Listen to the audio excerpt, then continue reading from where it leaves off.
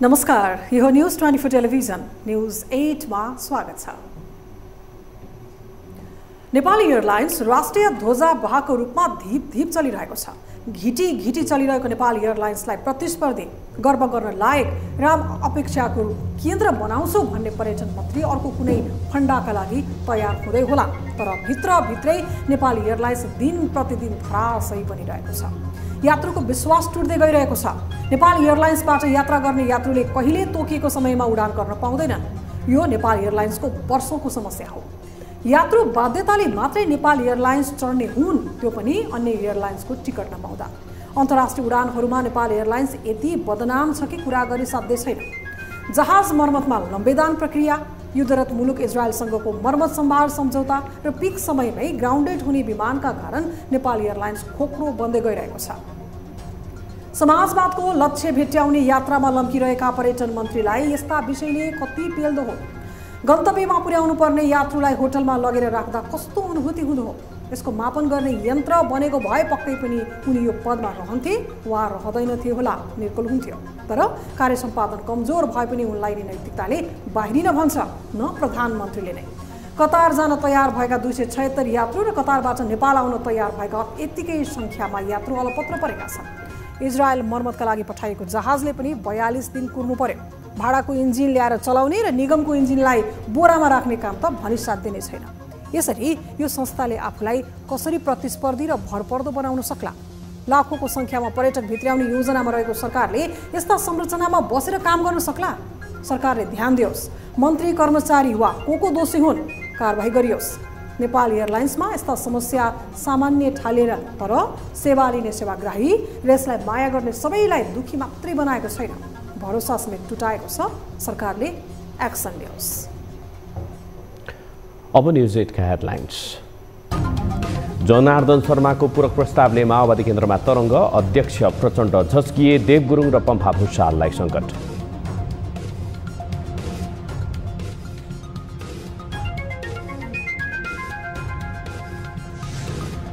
हरेक वर्षको भूकम्प प्रतिरोध दिवस औपचारिकतामा मात्रै सीमित, 30% घर मात्रै आचार संहिता अनुसार निर्माण, भौतिक संरचनाको बीमाको व्यवस्था हुनुपर्नेमा प्रधानमन्त्रीको जोड। भूकम्प प्रतिरोधी संरचना निर्माण गर्नुपर्ने कुरा इच्छा होइन, दायित्व हो। सडक स्तर उन्नतिसँगै दुर्घटनाको ग्राफ बढ्दै 10 वर्षको अवधिमा 24,419 जनाको मृत्यु। विमान दुर्घटनामा सबैको चासो, सडक दुर्घटनामा कसैलाई छैन खाँचो। साँगुरै बाटोमा ओभरटेक गर्नु यी चाहिँ एउटा कारण भयो। युवाहरूको विदेश पलायनले रित्तिँदैछ गाउँहरू। मुगुमा मलामी र जन्ती जाने समेत भेटिन छाडे, खाद्यान्न अभावका कारण विदेशिन बाध्य। हामीले चाहिँ केही गरे पनि यो चाहिँ सम्भावना रहन चाहिँ सम्भावना लाग्दैन। र पश्चिमाञ्चलकै व्यापारिक केन्द्र मानिने बुटवल सुनसान बन्दै, भन्सारको कडाइले पनि बढेन चहल पहल। कोभिड यता मात्रै 30% साना ठुला व्यवसायी पलायन। अहिलेको अवस्था सटर बन्द गर्दै हिँड्ने अवस्था आएको छ।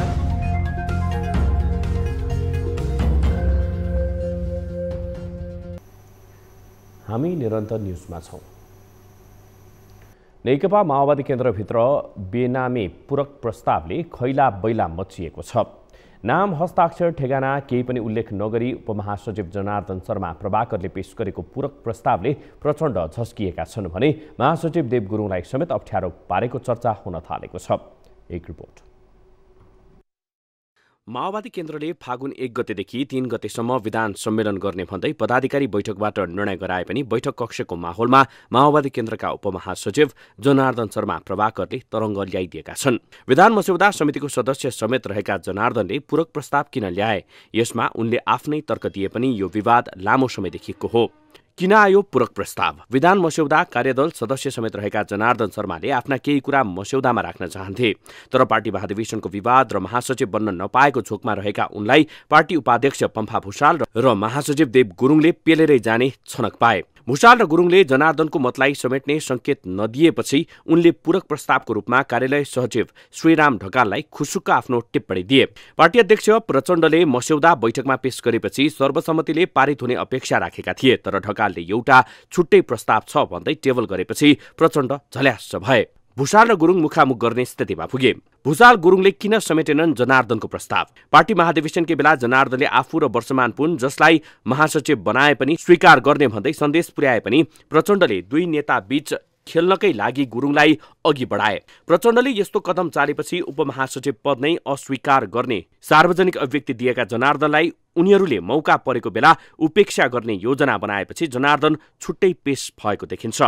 के छ जनार्दनको पूरक प्रस्तावमा? 1. पार्टीको नाम नेकपा समाजवादी राखौं। 2. प्रदेश र जिल्लालाई स्वायत्त राखौं, उनीहरू निर्णय गर्न स्वतन्त्र हुनुपर्छ। 3. सबै पदमा महाधिवेशनबाट निर्वाचित भएर आउने र मनोनयन र चयन बन्द गरौं। 4. जनवर्गीय संगठनलाई पार्टीको वैचारिक बाटो बाहेकका विषयमा स्वतन्त्र छाडौं। जनार्दनले माओवादी नाम राख्दा अन्यलाई ध्रुवीकृत गर्न नसकिएको, जिल्ला प्रदेशलाई केन्द्रले हस्तक्षेप गर्दा निराशा छाएको मनोनयन र चयनले सक्षम र काम गर्न सक्नेलाई माथि आउन गाह्रो भएको र जनवर्गीय संगठनलाई गलतका विरुद्ध लड्न सिकाउनु पर्ने उनको प्रस्ताव थियो, जुन भुषाल गुरुङ तगारो बनेपछि जनार्दनले माओवादी केन्द्रभित्र तरङ्ग पैदा गरिदिएका छन्। यद्यपि यो विषयलाई प्रचण्डले के गर्ने भन्ने विषयमा कुनै जानकारी भने दिएका छैनन्। न्युज 24 टेलिभिजनका लागि राजनैतिक ब्युरो। पुस 10 गते 1 वर्षे कार्यकालको समीक्षा गर्दै प्रधानमन्त्री पुष्पकमल दाहाल प्रचण्डले अब कार्य सम्पादनमा अझै गम्भीर बन्ने घोषणा गरेका थिए। उनले अत्यावश्यक बाहेक औपचारिक कार्यक्रममा सहभागी नहुने बताएका थिए, तर त्यसको 1 महिना नपुग्दै गाउँपालिका कार्यालयको उद्घाटनदेखि सांस्कृतिक कार्यक्रममा सहभागी हुन थाले। जति नै आदर्शको कुरा गरे पनि उनी आफ्नो हरकतबाट बाहिर निस्कन सक्दैनन् भन्ने यसले प्रमाणित गरेको छ। एक रिपोर्ट। 2079 साल पुस 10 गते प्रधानमन्त्रीमा नियुक्त भए पश्चात संसदबाट विश्वासको मत लिँदै गर्दा पुष्पकमल दाहालको यो अभिव्यक्ति सुनौ। तेस्रो पटक प्रधानमन्त्रीका नाम लेखाउन वा सिंहदरबारमा अर्को कार्यकालको फोटो झुन्ड्याउन मात्र म यहाँ उभिएको पटक्कै होइन। म विश्वास दिलाउँछु, हरेक पटक संसदमा म उपलब्धिको डाटा र रिपोर्ट कार्डका साथ उपस्थित हुनेछु। मलाई विश्वासको मत दिएमा संसदका हरेक मान्य सदस्यहरूले गर्व गर्ने वातावरण बनाउनेछु। अब त्यसको ठिक 1 वर्षपछि 2080 पुस 10 गते आफ्नो 1 वर्ष कार्यकालको समीक्षा गर्दै प्रधानमन्त्रीले के भनेका थिए त्यो पनि सुनौ। केही पूर्व निर्धारित र अपरिहार्य बाहेक म बाहिरका कुनै कार्यक्रममा नगई नयाँ नीति तथा कार्यक्रम र बजेटको तयारी एवं विकास र सुशासनमा रहेका समस्या समाधान गर्न लाग्ने निष्कर्षमा छु। पहिलो पटक प्रधानमन्त्रीले अत्यावश्यक बाहेकको औपचारिक कार्यक्रम तथा उद्घाटन समारोहमा सहभागी नहुने घोषणा गरेका थिए। त्यसमा उनी 1 महिना पनि टिक्न सकेनन्। 1 वर्षपछि आफ्नो घोषणा र व्यवहार नमिलेको आत्मालोचना गर्दै सोही प्रतिज्ञालाई उनले दोहोर्याए। यो पटक झन् 1 दिन पनि उनी त्यसमा अडिन सकेनन्। पुस 10 मा गरेको वर्ष समीक्षाको 1 महिना पनि नपुग्दै प्रचण्ड 15 वटा यस्ता कार्यक्रममा सरिक भइसकेका छन् जसमा उनी नगएको भए पनि खासै फरक पर्ने थिएन। के थिए त प्रचण्ड सहभागी ती कार्यक्रमहरू? 2080 पुस 11 गते नेकपा माओवादी केन्द्र बारपाक सुलीकोट गाउँपालिका समितिमा जनतासँग माओवादी विशेष रूपान्तरण अभियानमा अन्तर्क्रियाका लागि गोर्खा पुगे। नातिनी ज्वाइँ भेट्न फर्जी कार्यक्रम नै खडा गरेको भन्दै उनको निकै आलोचना भयो। 2080 पुस 14 गते काठमाडौँमा आयोजित संयुक्त ट्रेड युनियन समन्वय केन्द्र JTUCC को 6औं राष्ट्रिय ट्रेड युनियन सम्मेलनलाई सम्बोधन गर्न सहभागी भए। पुस 15 गते तमु लोसार पर्वमा सम्बोधन गर्नका लागि टुँडीखेल पुगे। पुस 16 गते नेपाली कांग्रेस केन्द्रीय कार्यालयद्वारा 48औं राष्ट्रिय एकता तथा मेलमिलाप दिवसको अवसरमा आयोजित शान्ति र संविधान सहकार्यबाट समुन्नतिमा गति सहकार्यबाटै विषयक खुल्ला अन्तर्क्रियालाई सम्बोधन गर्न पुगे। पुस 17 गते काठमाडौँमा आयोजित कान्तिपुर एजुकेसन समिट शैक्षिक बहसमा सम्बोधन गर्न पुगे। पुस 18 गते नेपाल इन्जिनियर्स एसोसिएसनको 16औं राष्ट्रिय सम्मेलनमा सहभागी भई सम्बोधन गरे। पुस 18 गते नै ललितपुरमा आयोजित भूकम्प प्रभावित क्षेत्रमा विपद व्यवस्थापन तथा पुनर्निर्माण सम्बन्धी बृहत अन्तर्क्रियामा धारणा राख्न सहभागी भए। पुस 19 गते नेकपा माओवादी केन्द्रको सुनापति गाउँपालिका कमिटीले आयोजना गरेको 27औं बेथान वीरता दिवसलाई सम्बोधन गर्न रामेछाप पुगे। त्यहाँ उनले गाउँपालिका भवनको उद्घाटन समेत गरे। पुस 23 गते माओवादी केन्द्रको बागमती उपत्यका विशेष र सम्पर्क समन्वय प्रदेशको समीक्षा बैठकमा सहभागी हुन पुगे। पुस 27 गते नेपाल बादुरियो कराते डो सङ्घद्वारा आयोजित चौथो राष्ट्रिय बादुरियो खुल्ला कराते प्रतियोगिता 2080 को उद्घाटन गर्न भ्याए। सोही दिन राष्ट्रिय प्रजातन्त्र पार्टी राप्रपाले आयोजना गरेको पृथ्वी जयन्ती विशेष चियापानमा समेत सहभागी भए। पुस 29 गते चाइनिज नयाँ वर्ष उत्सव मनाउने गरी आयोजित voice of spring golden dreams in Nepal विषयक सांस्कृतिक कार्यक्रममा सहभागी भई उद्घाटन गरे। माघ 1 गते मेलम्ची खानेपानीको पथान्तरण पुनर्वितरणको उद्घाटन गर्न भ्याए। एउटै परियोजनाको 5औं पटक उद्घाटन खानेपानी मन्त्री हुँदाहुँदै प्रधानमन्त्री आफै सरिक भए। माघ 1 गते सोही दिन नेपाल पत्रकार महासंघ अर्घखाँचीको आयोजनामा सुरु भएको अर्घखाँची पर्यटन प्रवर्धनको उद्घाटनका लागि अर्घखाँची पुगे। माघ 1 गते त्यही दिन नै मगर समुदायको माघी पर्व 2080 को सन्दर्भमा आयोजित कार्यक्रमको सम्बोधन गर्न टुँडीखेल पनि पुगे। माघ 2 गते 26औं भूकम्प सुरक्षा दिवसका सन्दर्भमा काठमाडौँमा आयोजित कार्यक्रममा सम्बोधन गरे। केही दिन अघि चर्चित विश्लेषक मुमाराम खनालले सामाजिक सञ्जालमा लेखेका थिए, प्रचण्ड कहिल्यै सुध्रन सक्दैनन्, जसले उनी सुध्रन्छ भन्छन् ती व्यक्ति पनि सुध्रन सक्दैनन्। प्रचण्डका बारेमा खनालको टिप्पणी 100% मिलेको छ। उनको गतिविधि हेर्दा जति नै घोषणा गरे पनि आफूलाई सुधार्ने जस्तो देखिँदैन। न्युज 24 टेलिभिजनका लागि टिभी जर्नलिस्ट सुजन चालिसे, काठमाडौँ। 1990 सालको विनाशकारी भूकम्पबाट पाठ सिकेर सुरक्षित आवास निर्माण र सम्भावित भूकम्पीय जोखिम न्यूनीकरणबारे सामाजिक सचेतना अभिवृद्धि गर्न भन्दै हरेक वर्ष माघ 2 गते नेपालमा राष्ट्रिय भूकम्प सुरक्षा दिवस मनाउने गरिएको छ। यो वर्ष स्थानीय स्रोत साधन र प्रविधि समेतको प्रयोग गरौँ, भूकम्प थेग्ने संरचना बनाऊ भन्ने मूल नाराका साथ भूकम्प सुरक्षा दिवस मनाइएको छ। तर भूकम्प प्रतिरोधी संरचना त के, भूकम्पले क्षति पुर्याएका संरचनाको पुनर्निर्माण र जोखिम न्यूनीकरणका लागि नै सरकारको ध्यान पुग्न सकेको छैन। एक रिपोर्ट। विक्रम सम्मत 1990 साल माघ 2 गतेको विनाशकारी भूकम्पले पुर्याएको क्षति सम्झना गर्दै अबका पुस्ताले यस प्रकारको क्षति बेहोर्नु नपरोस् भनेर सजग गराई राख्न राष्ट्रिय भूकम्प सुरक्षा दिवस मनाउने गरिएको छ। यस प्रकारको सम्झनासँग विगतका गल्ती नदोर्याउने प्रतिबद्धता पनि जोडिएको छ। विगतका भूकम्पबाट पाठ सिकेर जोखिमबाट बच्न सुरक्षित संरचना निर्माणमा पूर्व तयारी र आवश्यक सचेतना अभिवृद्धि नहुँदा जाजरकोटको मझौला भूकम्पले पनि ठूलो धनजनको क्षति बेहोर्नु पर्यो। दियो भने चाहे 72 सालको किन नहोस्, चाहे अहिले जाजरकोटको अस्ति भर्खरको कार्तिकको भूकम्प किन नहोस्, राम्रो तरिकाले आफ्नो टेक्नोलोजी लगाएर पनि राम्रो क्वालिटीको बनायो भने भवनहरू नभत्किने रहेछ। त्यसलाई केयरलेस गर्दाखेरि भवनहरू भत्किने, त्यो सँगसँगै नै मानिसहरूको पनि क्षति हुने देखिन्छ।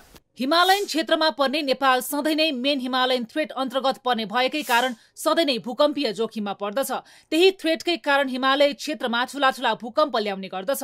भूकम्पीय जोखिममा रहेको मुलुकको भौगोलिक अवस्था र मानव निर्मित भौतिक संरचनाले क्षति बढाउने गरेको छ। प्रत्येक वर्ष बढ्दै गएको शहरीकरणसँगै आचार संहिता विपरीत बनाइएका भौतिक संरचनाहरूकै कारण भूकम्पले बढी क्षति पुर्याउने गरेको छ। साँघुरा र अव्यवस्थित सडकहरू, शहरी क्षेत्रमा पर्याप्त खुला ठाउँको अभाव लगायतले पनि जोखिम न्यूनीकरण हुन नसकेको हो। सरकारकै तथ्याङ्क अनुसार 20% मात्रै घर निर्माण गर्दा भवन निर्माण संहिता पालना गरेका छन्। त्यसबाहेक विपद आएपछि मात्रै त्यसका लागि प्रतिकार्यमा जुट्ने समस्या रहेको छ। विपद जोखिम न्यूनीकरणका लागि ध्यान नपुर्याएकै कारण विपदका घटनामा बढी जनधनको क्षति हुने गरेको छ। सम्भावित विपदलाई ध्यानमा राख्दै गरिने खाद्यान्नको भण्डारण, त्यसबेला आवश्यक पर्ने आवास, स्वास्थ्य, सरसफाइका सामग्री तथा खानेपानीको भण्डारण तथा व्यवस्थापन र खुल्ला ठाउँको व्यवस्थापनतर्फ उचित ध्यान दिनुपर्नेमा विज्ञहरूको जोड रहँदै आएको छ। भूकम्प प्रतिरोध दिवस औपचारिकतामा मात्रै सीमित हुने गरेका छन्। यसमध्ये काठमाडौँ महानगरपालिका मात्र 9वटा विद्यालय भवनको लागि 71 करोड 35 लाख र 4वटा पुलको लागि 1 अरब 7 करोड लाग्ने देखिन्छ। यी सबै कार्यको लागि संविधानले परिकल्पना गरे अनुसार संघीय र प्रदेश सरकारका साथै काठमाडौँ महानगरपालिका मिलेर जोखिम न्यूनीकरण र स्थानीय उत्थानशीलता विकास गर्ने नयाँ मोडल विकास गर्न मिलेर काम गरौँ। त्यो मोडेल नेपालका सबै पालिकाहरूका लागि अनुकरणीय हुन सक्छ। दिवसकै सन्दर्भमा प्रधानमन्त्री पुष्पकमल दाहाल प्रचण्डले पनि भविष्यमा भूकम्पबाट कसैले ज्यान गुमाउन नपरोस्, घाइते हुन नपरोस्, कुनै पनि परिवारले कुनै खालको भौतिक क्षति भोग्न नपरोस् भन्नका लागि सबैले मिलेर काम गर्नुपर्ने बताउँछन्। भूकम्प प्रतिरोधी संरचना निर्माण र व्यवस्थित संरचनाका लागि भौतिक संरचनाको बीमा गर्ने व्यवस्था हुनुपर्नेमा उनको जोड छ। आगामी दिनमा भूकम्पबाट कसैको ज्यान गुमाउनु नपरोस्, घाइते हुन नपरोस्, कुनै पनि परिवारले कुनै खालको भौतिक क्षति भोग्न नपरोस् भन्नका लागि सबैले मिलेर काम गर्न सकौं भन्ने दिन पनि हो आजको दिन। आउनुहोस् त्यसका लागि हामी सबैले संकल्प गरौं। भूकम्प प्रतिरोधी संरचना निर्माण गर्नुपर्ने कुरा इच्छा होइन, दायित्व हो भन्ने यथार्थलाई आत्मसात गरौं। नेपाल विश्वकै भूकम्पीय जोखिमयुक्त देशको सूचीमा 11औं स्थानमा पर्छ। राष्ट्रिय भूकम्प मापन तथा अनुसन्धान केन्द्रका अनुसार 1994 देखि 2024 को हालसम्म साना र ठूला गरी 1213 भूकम्प गएका छन्। महाभूकम्पको सम्भावना कायमै रहेकाले अब दीर्घकालीन व्यवस्थापनको सक्षमता र क्षमतामा जोड दिन आवश्यक छ। न्यूज 24 टेलिभिजनका लागि टिभी जर्नलिस्ट एलिसा अरियाल, काठमाडौँ। हामी निरन्तर न्यूजमा छौं। मुगुमा युवाहरू विदेश पलायन हुँदा गाउँ रीतिँदै गएको छ। युवाहरूको विदेश पलायनका कारण मुलुकका विभिन्न ग्रामीण भेगमा मर्दा पर्दा समेत युवा नहुने अवस्था आएको छ। ग्रामीण क्षेत्रमा हातमुख जोड्नकै लागि पनि युवा विदेशिनुपर्ने बाध्यता छ। 6 महिनाभन्दा धेरै खान पुग्ने अन्न उत्पादन नहुने यस्ता स्थानमा युवालाई रोक्न उचित रोजगारी सृजना र उद्यमशीलता बाहेकले सम्भव छैन। एक रिपोर्ट। कर्णालीको विकट हिमाली जिल्ला मुगुमा युवा पलायनले गाउँ रीतिने अवस्थामा पुगेका छन्। दैनिक गुजारा चल्ने गरी न अन्न उत्पादन हुन्छ, न उनीहरूले वर्षभर पेटभरि खाने अन्न नै पाउँछन्। यस्तो समस्याले परिवार पाल्नकै लागि विदेशिनुपर्ने अवस्था छ मुगुका युवाहरूलाई। मेरडे वडामा चाहिँ यो वर्ष कम्तीमा पनि 15 जना गएको छ। लगायत जिल्लाभरि कम्तीमा पनि 500,000 जना भन्दा बढी गइसकेका छन्। त्यो तपाईलाई जानकारी छ। र यसको रोकथाम गर्नको लागि राज्यले विभिन्न किसिमका आयोजनका कुराहरू लगायत अन्य कुराहरू उद्योगहरू सञ्चालन गर्नु पर्यो, कल कारखानाहरू सञ्चालन गराउनु पर्यो। यस्तै मुगुको पूर्वी भेगमा पर्ने मुगम कामारोङ गाउँपालिकाका अधिकांश बस्तीहरू पनि रीतिने क्रम बढ्दो छ। पालिकाको 1 देखि 9 वडासम्म रहेको 13 बस्तीका युवाहरू धम्माधम विदेश जान थालेपछि गाउँमा मर्दा मलामी र विवाहमा जन्ती समेत भेटिँदैनन्। आवश्यक खाद्यान्न अभावका कारण समेत यहाँका स्थानीयहरू विदेशिन बाध्य छन्। शिक्षा, स्वास्थ्य, रोजगार नभएपछि जीविका उपार्जनको लागि विदेश गइरहेको छ। 1-2 वर्षपछि त यहाँ मान्छे रहन जस्तो छैन। आफ्नो जीवन निर्वाह गर्नको लागि चाहिँ तपाईँको आफ्नो देश, आफ्नो यो ठाउँ त्यागेर चाहिँ अरू ठाउँमा जानुपर्ने एउटा बाध्यता छ। किनकि यो कारण चाहिँ त्यहाँ हाम्रो यही स्थानीय सरकार, हाम्रो प्रदेश सरकार, हाम्रो सङ्घीय सरकारले राम्रोसँग एउटा नीतिको निर्माण नगरेर हो कि तपाईँको रोजगारी दिलाउन नसकेर हो कि स्वरोजगार व्यवसायमा समेत युवा पुस्ता सन्तुष्ट हुन नसकेको मुगुम कामारोङ गाउँपालिकाका अध्यक्ष सिरिङ क्याप्नोङ लामाको भनाइ छ। वैदेशिक रोजगारीमा नपुगेसम्म बिहान बेलुकाको छाक टार्न मुस्किल हुने र स्थानीय सरकारले समेत रोकथामका लागि उपयुक्त कदम चाल्न नसकेको उनको स्वीकारोक्ति छ। के गर्ने रोक्ने उपाय छैन। अब वर्षभरिमा यसले काम छैन। त्यो वर्षमा एउटा 1 महिना चाहिँ आषाढमा किरा जडीबुटीहरूमा करिब 1-2 लाख रुपियाँ कमाउँछ। त्यो 2-2 लाख रुपियाँले 12 महिना खानु पर्यो। त्यो चामलको एउटा 1 चामल किलोको यहाँ 100 रुपियाँ पर्छ। 1 पोका नुनको यहाँ 100 रुपियाँ पर्छ। अनि त्यस कारणले त्यहाँ त्यो 100 रुपियाँ तिरेर बस्न नसक्ने भएको हुनाले हामीले चाहिँ केही गरे पनि यो चाहिँ सम्भावना रोक्न चाहिँ सम्भावना जाँदैन छ। पछिल्लो समय गाउँमा वृद्ध र बालबालिका मात्रै छन्। विकासे काममा समेत युवाको सहभागिता निकै कम छ। विदेशिने प्रचलन निकै बढेकाले गाउँमा युवा देखिन कठिन हुन थालेको छ। यही लहरमा युवा विदेशिने हो भने उत्पादनशील जनशक्तिको अभाव नहोला भन्न सकिन्न। न्यूज 24 टेलिभिजनका लागि मुगुबाट टिभी जर्नलिस्ट दानबहादुर बुढाको रिपोर्ट। संघीय राजधानी काठमाडौँ उपत्यकामा मात्र होइन, प्रदेश शहरका सटरहरू पनि खाली हुँदै गएका छन्। व्यापारिक केन्द्र मानिने बुटवलमा कुनै बेला व्यापार व्यवसायका लागि सटरदेखि डेरा पाउन मुस्किल पर्ने गर्थ्यो। तर पछिल्लो समय भने बुटवलका मुख्य बजारका सटर तथा घरहरू खाली हुँदै गएका छन्। 5 वर्ष अघिसम्म आर्थिक, राजनैतिक र विकासको सूचकाङ्कमा उदाहरणको रूपमा लिइने रूपन्देहीको बुटवल क्षेत्र अहिले रक्षात्मक अवस्थामा छ। 3 वर्ष अघिको कोरोना महामारीका कारण अर्थतन्त्रमा गम्भीर झड्का लागे लगतै निम्तिएको आर्थिक मन्दी र प्रादेशिक संरचनाहरू क्रमशः दाङको देउखुरी स्थानान्तरण गरिएपछि त्यसको असर बुटवलमा देखिएको हो कि अरू नै कारण छन् त? एक रिपोर्ट। बुटवलको प्रमुख व्यापारिक केन्द्र अमरपथ, कालिका नगर, कालिका पथ, राम मन्दिर लाइन, बीपी चोक र ट्राफिक चोकका प्रायजसो घरका व्यापारिक सटरहरू बिस्तारै खाली हुँदै गएका छन्। जताततै सटर भाडादेखि पसल बिक्रीमा रहेको ब्यानर झुन्डाइएको छ। बाक्लो चहलपहल हुने चोकहरू समेत सुनसान छन्। सीमावर्ती बजारमा किनमेल गर्न जानेलाई कडाई गरिए पनि त्यसको प्रभाव स्थानीय बजारमा खासै छैन। अहिले भैरवा भन्सार कार्यालयले भारतको सुनौली बजारमा किनमेल गर्न जाने नेपालीहरूलाई 100 रुपियाँ भन्दा बढीको सामान खरिदमा अनिवार्य भन्सारको व्यवस्था गरेको छ। आर्थिक हब भन्ने गरिएको बुटवलमा व्यापार र उद्योगमा ठूलो लगानी गरेका व्यापारीहरू पनि विकल्पको खोजीमा देखिन्छन्। दशक अघि बुटवल बजार क्षेत्रमा निर्माण थालिएको सडक विस्तारले पनि आसपासका व्यापारीलाई विस्थापित गर्यो। बजारको यस्तो अवस्थाले उद्योग वाणिज्य संघका पदाधिकारीहरूलाई पनि चिन्तित बनाएको छ। बुटवललाई एउटा राम्रो ठाउँ भनेर हामी सोच्ने गर्थ्यौँ। हिजोको दिनमा यहाँदेखि नुनदेखि सुनसम्म लिएर जाने 16 जिल्लामा जान्थ्यो, तर आजको दिनमा हेर्नु पर्दाखेरि यो बाइपास रोडको रूपमा मात्रै परिणत भइरहेको छ। 200 वर्ष अघिको बुटवल आसपासका जिल्लाहरूको व्यापारिक केन्द्र नै मानिन्छ। काजी अमरसिंह थापा पश्चिम एकीकरण गर्न जाँदा बुटवल बसेको इतिहास छ। साबिक पश्चिमाञ्चल विकास क्षेत्रकै व्यापारिक केन्द्र बुटवलमा पहाडी जिल्लाबाट 100 वर्ष अघिदेखि नै मूल रूपमा नुनदेखि सुनसम्म किनमेल गर्न महिना दिन पैदल हिँडेर मानिसहरू तत्कालीन बटौलीमा आउँथे। यस क्षेत्रकै पुरानो व्यावसायिक संस्था बुटवल उद्योग वाणिज्य संघका अनुसार कोभिड यता मात्रै बुटवलमा झण्डै 30% साना ठुला व्यवसायी पलायन भएका छन्। धुलामे बुटवलमा सकेसम्म मान्छे बजारभित्र पठाउन नपरे हुन्थ्यो भनेर मान्छे यहाँबाट डाइभर्सन भएको पश्चिमका साना बजारहरू मुर्गियामा भन्नुहोस्, रानीबगियामा भन्नुहोस्, अथवा नयाँ गाउँ बेलवासतिर बजार एक्सटेन्सन भयो, दक्षिणतिर तपाईँको नयाँ मिल मणिराम भलबारीसम्म बजार एक्सटेन्सन हुँदै गयो, पूर्वतिर खैरेनी घोडा भूमि यस्ता ठाउँमा बजार एक्सटेन्सन भए। एउटा सटरको मूल्य 25 लाखदेखि 30 लाख रुपियाँ थियो भने अहिलेको अवस्था सटर बन्द गर्दै हिँड्ने अवस्था आएको छ।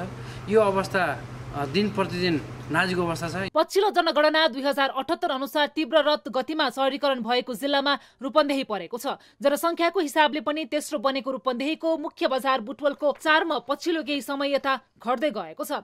बुटवलको आर्थिक चलायमान बढाउन बुटवल उपमहानगरले सबै व्यवसायीहरूको साथ र सहयोग लिएर काम गर्ने बताएको छ। सबै सङ्घ संस्थाले एकजुट भएर गरौँ। मैले बारम्बार भनेको छु, सङ्घ संस्था कहीँ पनि नबाड्यौँ। अब सङ्घ संस्थाको पर कुनै जनप्रतिनिधि पनि हामी सबैको साझा हो। कुनै दलको कुरा हामी पार्टी कार्यालय गरेर गरौँ। त्यसैले साझा हिस्सामा जाउँ। साझा मुद्दामा म कहिलेकाहीँ तपाईँहरूको सभापतित्व पनि मैले स्वीकार्छु, कहिलेकाहीँ मेरो संयोजकता पनि तपाईँले स्वीकार्नुपर्छ। भरतपुर, पोखरा, वीरगञ्ज महानगर भन्दा बुटवल रूपन्देहीका राजनीतिक दलहरूको दाउपेचले महानगरपालिका बन्नबाट रोकिन पुगेको थियो। बुटवलसँग जोडिएका तिलोत्मा, सिद्धार्थनगर र सैनामैना एउटै सहर जस्तै बनेका छन्। तिनाउ र दानव नदीमा बनेका दर्जनभन्दा बढी पुलले बुटवललाई फैलाएको छ। न्युज 24 टेलिभिजनका लागि बुटवलबाट टिभी जर्नलिस्ट विमल छेत्रीको रिपोर्ट। न्युजहरू अझै बाँकी छन्, अब पालो ब्रेकको।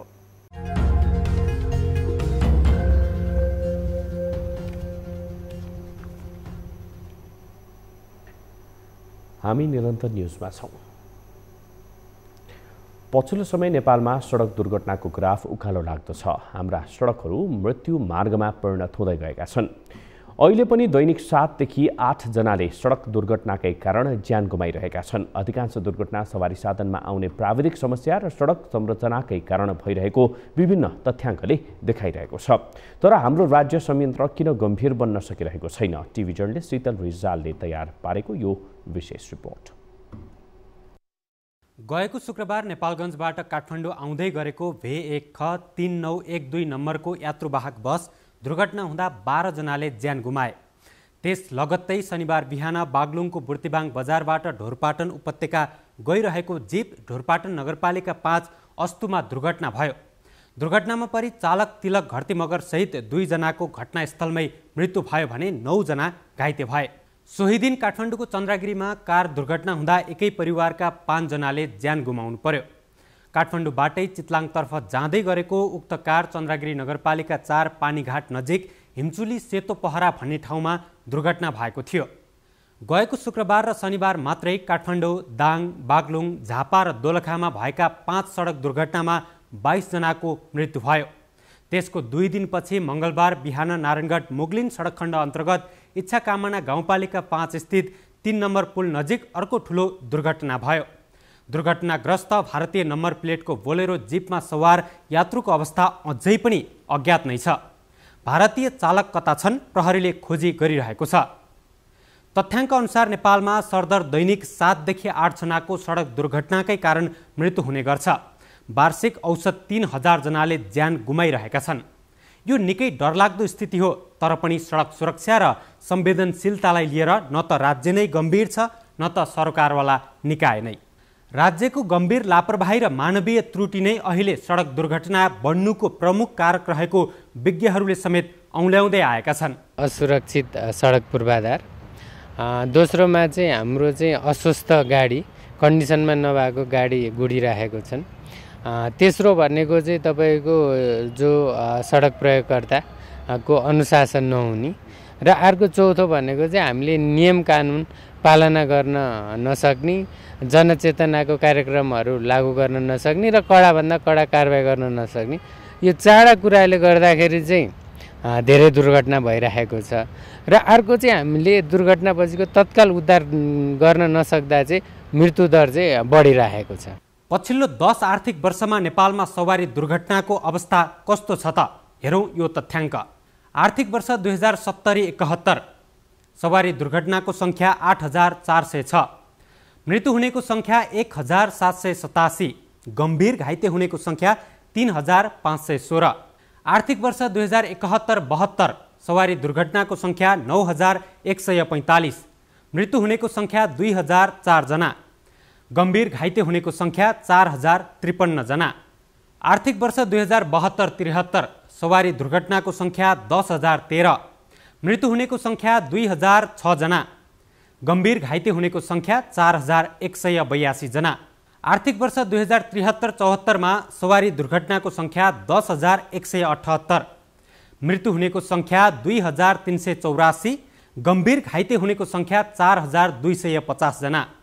आर्थिक वर्ष 2074-75 मा सवारी दुर्घटनाको सङ्ख्या 10965, मृत्यु हुनेको सङ्ख्या 2541, गम्भीर घाइते हुनेको सङ्ख्या 4144 जना। आर्थिक वर्ष 2075-76 सवारी दुर्घटनाको सङ्ख्या 13366, मृत्यु हुनेको सङ्ख्या 2779, गम्भीर घाइते हुनेको सङ्ख्या 4376। आर्थिक वर्ष 2076-77 सवारी दुर्घटनाको सङ्ख्या 15559, मृत्यु हुनेको सङ्ख्या 2251, गम्भीर घाइते हुनेको सङ्ख्या 4615। आर्थिक वर्ष 2077-78 सवारी दुर्घटनाको सङ्ख्या 20640, मृत्यु हुनेको सङ्ख्या 2500, गम्भीर घाइते हुनेको सङ्ख्या 6448। आर्थिक वर्ष 2078-79 सवारी दुर्घटनाको सङ्ख्या 24537, मृत्यु हुनेको सङ्ख्या 2883, गम्भीर घाइते हुनेको सङ्ख्या 7282। आर्थिक वर्ष 2079-80 सवारी दुर्घटनाको सङ्ख्या 23597, मृत्यु हुनेको सङ्ख्या 2368, गम्भीर घाइते हुनेको सङ्ख्या 5738। आर्थिक वर्ष 2080-81 को मङ्सिरसम्म सवारी दुर्घटनाको सङ्ख्या 10745, मृत्यु हुनेको सङ्ख्या 916 जना, गम्भीर घाइते हुनेको सङ्ख्या 2751। प्रहरीको तथ्याङ्क अनुसार आर्थिक वर्ष 2070-71 देखि 2080-81 को मङ्सिरसम्म 24419 जनाले सडक दुर्घटनामा परि ज्यान गुमाएका छन्। ती सवारी दुर्घटनामा परि 51355 जना गम्भीर र 1,42,234 जना सामान्य घाइते भए। नेपालको भौगोलिक अवस्था, चालकको लापरवाही, सवारी साधनको खराबी, ओभरलोड र सडकको अवस्था नै दुर्घटनाको प्रमुख कारण रहेको प्रहरीको बुझाइ छ। 3O भन्छौँ हामीले यो चाहिँ सवारी दुर्घटनाका सन्दर्भमा। 3O भनेको एउटा ओभर स्पिड गर्ने, सडकको इन्जिनियरिङका कुरा गरिरहेछौँ। अब त्यस्तै साँघुरा सडक, कच्ची सडक, खाल्डाखुल्डी भएका सडकमा ओभर स्पिड गर्ने प्रयत्न गर्नु, अनि त्यसमा ओभरलोड गर्नु, सवारी साधनलाई खचाखच भएर ओभरलोड गर्नु, साँघुरै बाटोमा ओभरटेक गर्नु, यी चाहिँ एउटा कारण भयो। वर्षेनी सडक दुर्घटनामा हजारौं नागरिकले अकालमै ज्यान गुमाउँछन्। घाइते र अङ्गभङ्ग हुनेको सङ्ख्या अझै डरलाग्दो छ। तर त्यसको न प्रभावकारी छानबिन नै हुन्छ न दुर्घटनाको कारण नै खोजिन्छ। बेला बखत बन्ने गरेका छानबिन समितिले पनि नतिजा दिन सकिरहेका छैनन्। विमान दुर्घटना हुँदा छानबिन समिति बनाउनेदेखि सार्वजनिक विदा घोषणा गर्नसम्म पछि पर्दैन सरकार। तर वर्षेनी हजारौंको ज्यान जाने गरी हुने सडक दुर्घटना न्यूनीकरणको उपाय खोज्न किन आनाकानी? नियमित जस्तो सवारी दुर्घटना भइरहन्छन् र हामीलाई कता कता यो दुर्घटनाबाट हुने मानवीय क्षति सामान्य लाग्न थालिसकेको पो हो कि यो वर्षको मङ्सिरसम्म मात्र देशभर साना ठुला गरेर करिब 10,745 वटा दुर्घटना भएको नेपाल प्रहरीको तथ्याङ्क छ। विकासका नाममा जताततै सडकका ट्र्याक खोल्ने र त्यस्ता सडकको स्तरोन्नति, सडकको अवस्था मूल्याङ्कन, सवारी चलाउन योग्य छ वा छैन लगायतका कुनै पनि मापदण्ड बिना सवारी गुड्ने गर्छन्। यस्ता सडक धरापको रूपमा छन्। यता सवारी साधनको प्राविधिक जाँच लगायतका विषयमा राज्यले नीति नै बनाएको छैन। लामो दूरीमा चल्ने सवारी साधन र दुरावस्थाको सडकमा गुड्ने सवारी प्रभुको आशीर्वादमा चलेका छन् भन्दा पनि फरक पर्दैन। तर राज्यको भूमिका खोइ? सडक सञ्जालको विस्तार, कालोपत्रेलाई मात्रै विकास मान्ने प्रवृत्तिलाई कम गर्दै नियमित सवारी जाँच लगायतका विषयलाई नीति नै बनाएर सञ्चालन गर्नुको विकल्प छैन। अब न्यूज 8 को अन्त्यमा पुनः हेडलाइन्स। जनार्दन शर्माको पूरक प्रस्तावले माओवादी केन्द्रमा तरङ्ग, अध्यक्ष प्रचण्ड झस्के, देव गुरुङ र पम्फा भूषाललाई सङ्कट।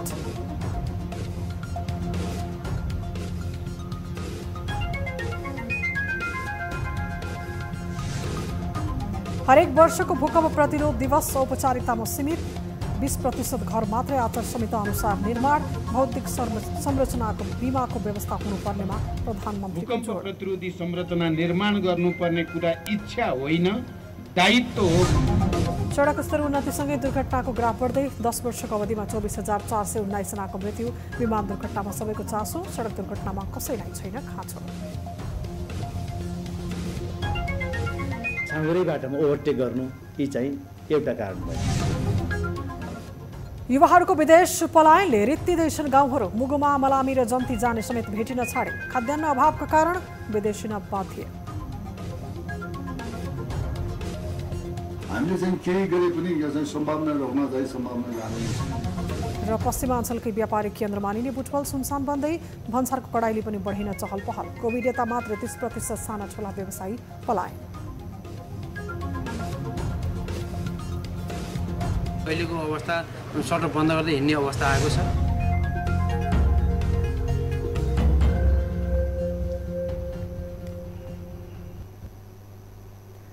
न्यूज 8 अहिलेलाई यति नै। जाँदै ताली र गालीका लागि हामीले सोधेको प्रश्नको अन्तिम नतिजा, यसपछि प्रसारण हुने कार्यक्रम सीधा कुरा जनतासँगमा हेर्न नभुल्नुहोला।